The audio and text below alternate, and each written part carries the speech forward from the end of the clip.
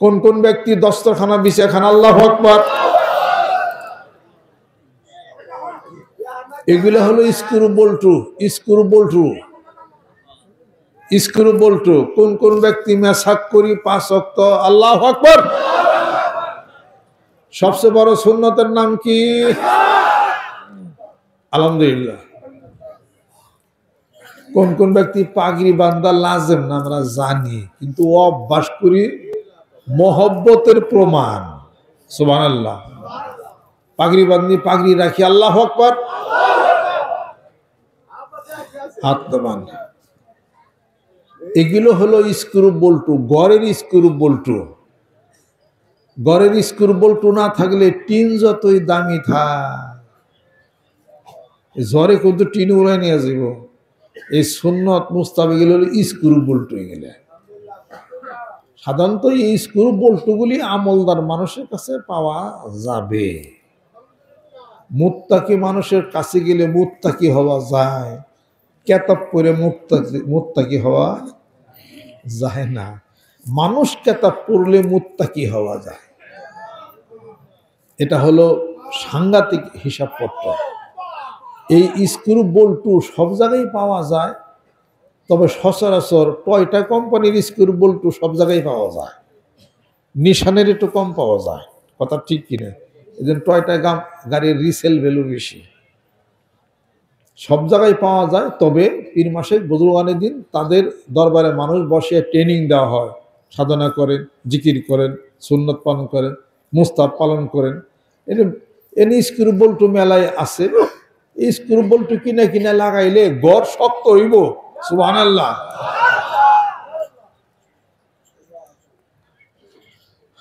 আলিফ লাম রা কিতাবুন আনজালনাহু ইলাইকা লিতুখরিজান নাসা মিনাজ যুলুমাতি ইলান নূর। অতএব সুন্নতের ইত্তেবা যখন করা হবে, স্ক্রু বল্টু তখন লাগানো হবে। যেরকম সুবহানাল্লাহ। আল্লাহ পাক আমাদেরকে যেন কবুল করে নেন। অতএব নামাজ হলো সবচেয়ে গুরুত্বপূর্ণ। হাসরের ময়দানে ফরজ আমলের মধ্যে নামাজের হিসাব আল্লাহ পাক আগে নেবেন। নামাজের হিসাব হবে, সালাত এটার হিসাব হবে। আমি আপনি যে নামাজ পড়ি, এ তো পৈতর নামাজ, পৈত নামাজ, ইসিরে নামাজ। পৈতর নামাজ মানে সেজদা দিয়ে উঠা বৈশা তাদিল আরকান পালন করে না, বেকারে আবার সেজদা যায়, এটা হলো পৈতর নামাজ। আর একটা হলো পৈত নামাজ।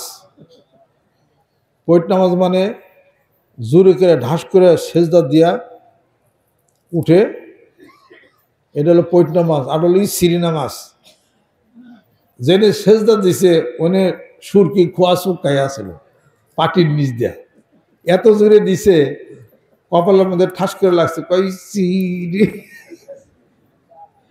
সিরি নামাজ।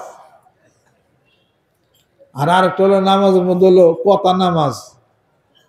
আমি দেখছি একজন মোবাইল খেলে বাঁচতে আছে, বারে বারে খেলে বাজছে, পকেট থেকে মোবাইল নিয়ে নামাজ আছে, পরে ফোন দে আবার থুয়ে দিল। নামাজ হয়েছে না বাতালা সলাতু কোনটা? এই সুজা মানুষ আর কি, মনে করেন যে বোতল কি যাবে রাখি, পট করে ঈদ সুন্দর নামাজ আছি পরে আমি নিজে কানে চলছি। আমি আরেক লোক তো ফোন খালি বাজতে আছে, আমাকে নামাজের মতো ফোন বাজে, আপনি নামাজটা ডিস্টার্ব করেন, বন্ধ করে পারেন না? আব্বা আমি তো বন্ধ করা হিহি নাই, আপনি মোবাইল পালেন কে? আমার সাওয়াল দেখাই দিছে, এটা টিভি দিবে, এটা টিভি দিলে হ্যালো কথা হয়, নামাজের মধ্যে টিভি দিবি কি মানে বাঁচতে আছে? আর বন্ধ করা শিখি নাই, রিসিভ করা শিখছে। বেখাইলে নামাজ পড়া যাবে না। আল্লাহর পাগলেরা উপদেশ দিই না, আমরা আলাপ আলোচনা কথাবার্তা, আমরা আলাপ আলোচনা বলতেছি।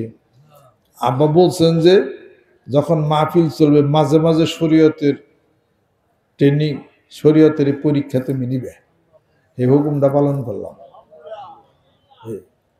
শরীয়তের এই ট্রেনিং মাঝে মাঝে নিবা। কিছু কিছু মানুষ দাঁড় করে দেয়, এটার সাইকোলজিক্যাল একটা কারণ আছে। কারণ তো আমারও তো জানার চেয়ে না, আমার আমি কি এত জ্ঞান বুদ্ধি আমার আছে নাকি? আস্তাগফিরুল্লাহ। সম্মানিত উলামা একরাম আসছেন, তাদেরকে সময় দিতে হবে। আমি তো আসলে লম্বা সড়ক যেটা প্রয়োজন থাকে কিছু কথা আমি বলি। উলামা একরাম সবার নাম লিস্টি করে কে কোথা আছেন সবাইকে সময় দেন। আরও যারা যারা আছে সবাই আপনারা কথাবার্তা বলেন। কার কথায় আব্বাই ওটা বলছেন যে তুমি যাকে মনে করো যে তোমার সে কম জানে তারও কিছু বলতে দাও, তার মধ্যে থেকে এমন একটা কথা আল্লাহ পাক মুখ দিয়ে বের করবে যা তোমার জন্য দরকার ছিল। নিজেরে বড় মনে করেন না খুব, আর আমিও যেন নিজের খুব বড় মনে না করি। আল্লাহ পাক জানেন যে আল্লাহর কাছে মর্যাদা কার কতটুকু, কার কত, এটা আল্লাহ পাক ভালো জানেন।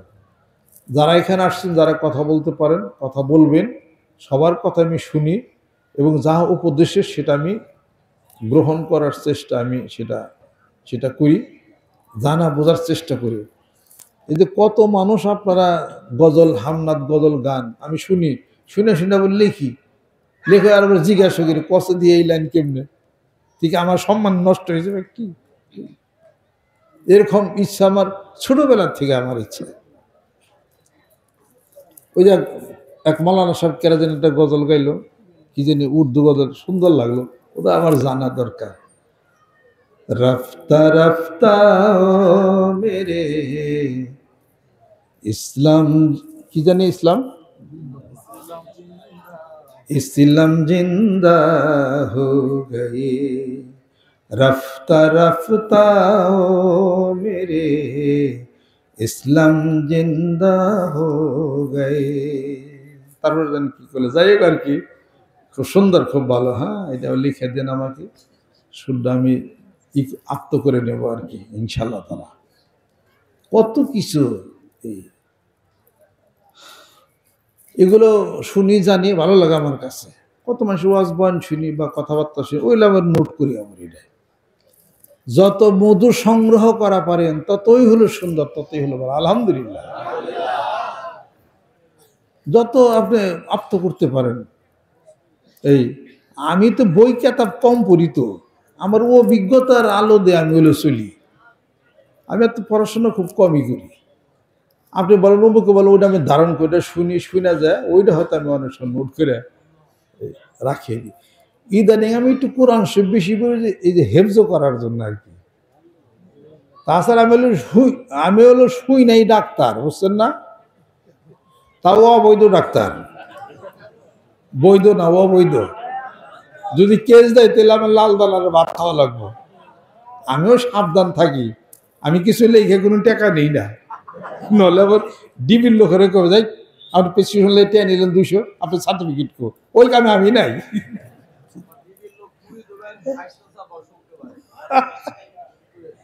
আমি হলো অভিজ্ঞতার আলো দেয় মানুষ বলি যে এইটা করেন গা, উপকার পাইবেন, এইটুক খালি। আমার কোনো সার্টিফিকেট নাই, কিছু লেখা আমার জন্য হলো বৈধতা নাই। পীরগিরির বৈধতা আছে, আমার পিতা খেলাফত দিচ্ছেন, এটা তরিকতের রাস্তায়, এটা আমি এটা বৈধভাবে করতেছি। কিন্তু যদি ব্যক্তিতে মিলে আমার গদির ভিড় মানাইতেন তাহলে আমার আর পারতেন না। ওই গদি শব্দ, গদি নিশি নামে এটার মধ্যে আমি নাই, কিসের গদি নিশি নাম ওগুলোর মধ্যে নেই। আমি একা নেতৃত্ব দিয়ে কাজ চালাচ্ছি, আমার একটা টার্গেট আছে, টার্গেট পর্যন্ত যাবো ইনশাআল্লাহ। সকলের সৎ উপদেশ আমি শুনি, আমি সেটা মানি, সম্মান শ্রদ্ধা করি। কেউ আমাকে বলতে পারেন, উপদেশ দিতে পারেন, জানাইতে পারেন, মানুষ তো আমি তার নবী না, ভুল হইতে পারে, সিদ্ধান্ত হইতে পারে, কাজে এইটা আমি মানি, গ্রহণ করি আমি ইনশাআল্লাহ তাআলা। এই আপনার কাছ থেকে ইংরেজি শিখুম, আপনার কাছ থেকে আইন শিখুম, এটা সমস্যা নাই। ফার্সি শিখুম, উর্দু শিখুম, তাও সমস্যা নাই। গজল শিখুম, ওয়াজ শিখুম, তাও ঠিক আছে। আমি যে লাইনে, যে ইউনিভার্সিটি বিশ্ববিদ্যালয়ে আমি প্রফেসরকে লেকচার দিই, এটা অন্য একটা লাইন, এটার একটা হিসাবপত্র আলাদা। ওইটা যদি আপনার কাছে আমার শিখন লাগে, তাহলে আপনি আমার ওস্তাদ হয়ে তেলে গরিব বালান আমার, ওটা অন্য একটা জিনিস। ওটা এই জিনিস একটা মানুষের সাধনালব্ধ জ্ঞান হিসাবপত্র ছাড়া ওটা কখনো পারা যায় না। ওটা খুব কঠিন একটা বাস্তবতার জিনিস, বাস্তবতা, তবে কঠিন বাস্তবতা। এটা আলাদা। এই ওইটা শিখার দরকার নাই, ওইটা একজনের কাছ থেকে শিখা কাম চালাইছি আমি। তিনটা জিনিসের দুইটা বাকি আছে, একটা জিনিসকে তিন অংশ করে তার এক অংশের কাজ চালাইছি, এইবার দুই অংশের কাজ চালাইছি। প্রথম অংশের তিন অংশের ভাগ করে দুই অংশের কাজ চলছে, এক অংশ বাকি, আর দুই অংশ তো পড়েই রয়েছি, শরীরে কুলায় না আর কি। এই তারপর তো বয়স হয়ে গেছে, এই বিভিন্ন কারণে আমার কাজটা একটু ভাটা পড়ে গেছে। যে গতিতে দৌড় দিছিলাম, বিভিন্ন কারণে একটু গতিটা একটু থামিয়ে ফেলা হয়েছে, নতুন করে গতি হয়ে গেছে। মৌরি বাসি যা থাকে কপালে, ওইটা কইরেই মাঠে নামছি তারিখে ইনশাআল্লাহ। যে ওই তিন অংশের দুই অংশ তো চালাইছি, আর এক অংশ লাগাই দেবো ইনশাআল্লাহ। ওটা একটা পৃথিবী উলট পাল্ট হবে ইনশাআল্লাহ। এটা বিশ্বাস করতে হবে সবাই, কিছুই না। ওই জিনিস সবাই জানে, ওই জিনিস সবাই জানে। একটা কথার উপর আমার 8 বছর আমার সাধনা গেছে, আমি পিছপা হই নাই, ধৈর্য হারাও আমি হই নাই। তারপরে সেটার ফল হয়েছে। 3 দিন জিকির করে কয় পীরের কাছে বললাম, কিছু পাইলাম না, তো আমদার তো ছুটলো না। 2 দিন মাত্র জিকির করছে, এক ধ্যানে বসে তখন লাগে ঘন্টার পর ঘন্টা। কি কয়, এই কাজে খুব ধৈর্যের দরকার, এই কাজে ধৈর্যের দরকার। এই কাজে খোদা লাগলে খোদা নিয়ন্ত্রণের ক্ষমতা থাকতে হবে। খোদা নিয়ন্ত্রণের ক্ষমতা যদি হারিয়ে ফেলান, কার্যে সিদ্ধি লাভ করতে পারবেন না। তার মানে আল্লাহ রসুলকে পাওয়ার খোদায় দুনিয়ার খোদা নিবৃত্ত হবে। যেহেতু দুনিয়ার খোদাতে নিজেকে কন্ট্রোল করতে পারেন না, ওই খোদা আপনার এখনো জাগে নাই। এটা সাংঘাতিক জিনিস। এটা এক মরুভূমির মধ্যে 2 বন্ধু গেছ, পানির পিপাসায় 2 জনই মরে। হাতেম এবং হাক্কিয়া পড়ছি আমরা। হাতেম হইল ধনী মানুষ, হাক্কিয়া হলো গরিব। হাক্কিয়ার সাথে একটা পানির বোতল আছিল। এখন হাতেম কয় যে, আমার তো মেলের টাকা পয়সা আছে, যা তরে এত লক্ষ রুপি দেড়হাম তরে দিমু, তুই আমার পানিটা দে, আমি খামো। ও টাকার লোভে পানি দিয়া দিছে। দেওয়া দেওয়ার পরে বন্ধু তো পানি খাইয়া বেঁচে গেছে, ও এখন পানির অভাবে ও এখন মরে। কয় কি, বন্ধু তুমি যা দিছিলে ওটা ফেরত দাও, আমার কাছে যা আছে হেওয়াটা আমি দিব, আমার পানি ফেরত দাও। বন্ধুকে পানি দিব, গন্থ আমি তো খাইয়া লাইছিস। আহা, বেঁচে গেছে, ও মারা গেছে। আল আকুল ইয়াসুনু ইজ্জাহু বিবাজলি মালিহি। শেষ। আসলে বন্ধু প্রকৃত 2 বন্ধুর কেউ না। ওই বন্ধু পানি খাইলে যদি এই বন্ধুর তৃষ্ণা নিবারণ হইতো, তবেই হলো খাঁটি বন্ধু। তোমার তৃষ্ণা নিবারণ হলে আমার তৃষ্ণা নিবারণ হবে। তোমার যেখানে ভালো লাগে সেখানে আমার ভালো লাগা অটো হবে। তোমার দুঃখ হলে আমি দুঃখ পাই। মুর্শিদ যখন মুরিদ রূপে, জপনের নাম বাকি নেই। একজন আরেকজন, এটা আত্মার জগতের কথাই দেয়। এই অনেক ব্যাপার স্যাপার একটা ঘটনা একটা, এটা হলো অন্য সাধনা ছাড়া এই কথার মিল ফালান যাবে না। অনেক জিনিস শরীয়তের মিল ফালান যায় না।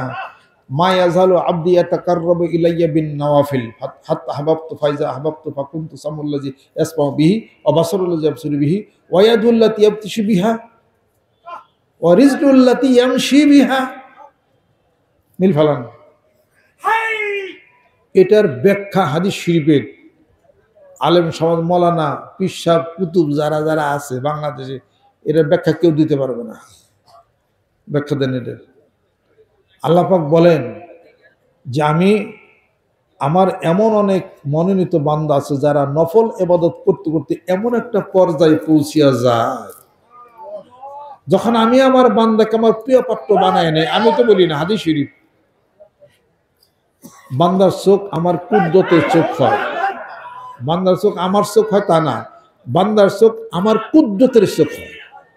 কথাটা বেশ কম আছে। হাত আমার কুদরতের হাতের সাথে মিল হয়, যে হাত দিয়ে ধরে। পা আমার কুদরতের পার সাথে মিল হয়ে যায়, যে পা ওদের হাঁটা চলাফেরা করে। মিল ফালান দেখি, শরীয়তে মিল ফালাবে চাইবেন তো ফতোয়া আলমগিরি ফতোয়া আপনার গাড়ে গোল পেশ পারবেন না। এটা রুহের আত্মার জগতে আল্লাহ এবং বান্দার সাথে তার সম্পর্কের হিসাব করতে, এটার অর্থ কেউ বলতে পারবে না। আজ এটা হলো একটা রুহের আত্মার জগতের কথা। এটা শরীয়তের এই জগতে কখনো আপনি হিসাব করতে মিশাইতে পারবেন না। অনেক জিনিসের ব্যাখ্যা দেওয়া যাবে না। আল্লাহর শক্তি, আল্লাহর ক্ষমতা, আল্লাহর সার্বভৌমত্ব সবকিছু আল্লাহ বর্ণনা করছেন। আল্লাহ কেমন তাও আল্লাহ বর্ণনা করছেন। আল্লাহ পাক নিজে বলছেন লাইসা কামিসলিহি শাইউন, লাইসা কামিসলিহি শাইউন আইনামা তাল্লা ফাসাম্মা ওয়াজহুল্লাহ। কুদরত চতুর্দিকে আছে। আল্লাহ স্বরূপ বর্ণনা করছেন আল্লাহ নূরুস সামাওয়াতি ওয়াল আরদ মাসালু নূরিহি কামিশকাতিন ফিহা মিসবাহ আল মিসবাহ ফি জুজাজাতিন জুজাজাতু কাআন্নাহা কাওকাবুদ দুররিয়্যিন ইউকাদু মিন শাজারাতিন মুবারাকাতিন যাইতুনাতিন লা শারকিয়াতিন ওয়ালা গারবিয়্যা ইয়াকাদু যাইতুহা ইযিউ ওয়ালা লাম তামসাসুনা নূরুন আলা নূর ইয়াহদিল হাদিহি মান ইয়াশা। যারা আল্লাহ সময় প্রশ্ন করেন নেন আল্লাহর দূরত্ব সম্পর্কে প্রশ্ন করে, ওয়াইজা সালাকা ইবাদি আন্নি ফাইন্নী করিব। আল্লাহ কি দূরে না কাছে? আল্লাহ দূরে থাকলে হে রাসূল বলেন জোরে আল্লাহরে ডাকি, কাছে থাকলে বলেন আল্লাহর রাস্তে ডাকি। আল্লাহ বলেন হে রাসূল বলে দিন নবী, বান্দা যখন আমার কথা জিজ্ঞাসা করে আপনি বলেন আমি অতি কাছে। কতটুক কাছে? ওয়ানাহনু আকরাবু ইলাইহি মিন হাবলিল ওয়ারিদ।